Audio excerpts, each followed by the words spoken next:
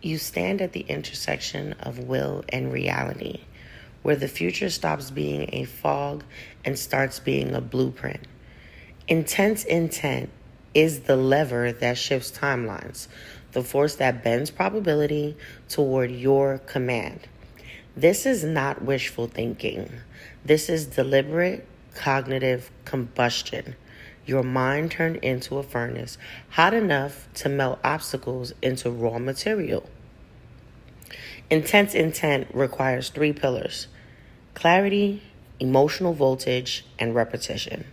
Without these, desires stay soft, and with them, desire becomes directive. Hey, what's up? This is your girl, Roeh Love, and I'm back with another episode of the Maroon Mic Podcast. And hold on tight because you're really going to like this topic about intense intent. Now, we're going to talk a little bit more about clarity, which is also known as the architect's blueprint. The architect's blueprint. It's a vague intention where it produces vague outcomes. When the mind doesn't know what to target, it disperses its power like a mist. Precision focuses into a laser. Speak your intent like you're handing specifications to a build team that doesn't improvise. Not, I want more money, but I command a consistent 5-figure monthly cash flow from aligned, scalable work. Not, I want a relationship, but I require a partner who adds momentum, depth, and mutual expansion. Clarity isn't about fantasy. It's about architecture. You don't build skyscrapers from half-formed ideas. You build them from schematics. Now, number 2, emotional voltage, the fuel source. Intensity isn't about strain. It's about immersion.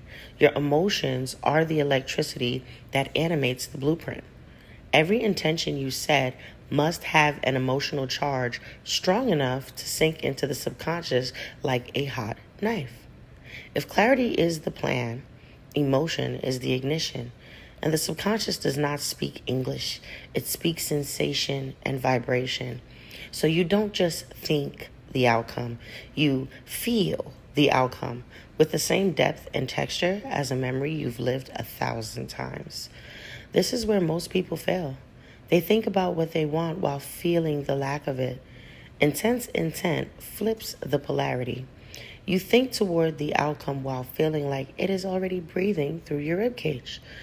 Number 3, repetition, the dominance loop. The mind doesn't obey the first command. It obeys the loudest, most consistent command. Repetition drills intent into the subconscious until it becomes a non-negotiable operating rule. This is why your past intrusive thoughts manifested quickly. They were repeated, emotionally charged, and held with focus. Intensity without clarity created unwanted materializations.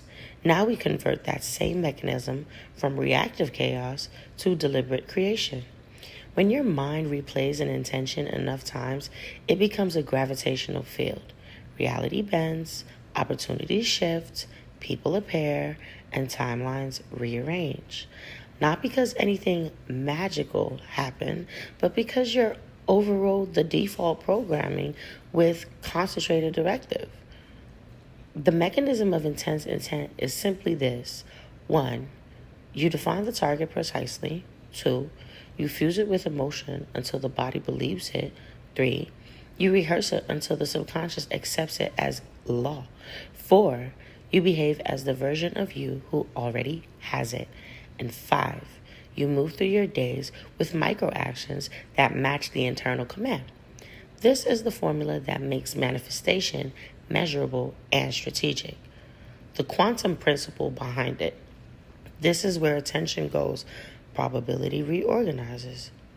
The brain is a multisensory simulation engine, and intense intent is the input signal you feed into it. When you hold a thought for an extended period with a high emotional fidelity, your brain rewires to expect it. That expectation shifts your decision-making, your perception of opportunity, your willingness to act, and the signal you broadcast to others. Your intent becomes a self-fulfilling prophecy because every part of your system aligns around it. The discipline of immersion is simply this: intensity requires constancy. You can't set an intention once and walk away. You embed it into your day like a CEO embeds KPIs into every meeting. Morning, set the tone. Midday, reinforce the signal. Night, drop it into the subconscious through visualization so vivid it borders on deja vu. Intensity is not force, it is focus without escape routes. The emotional signature of the future self.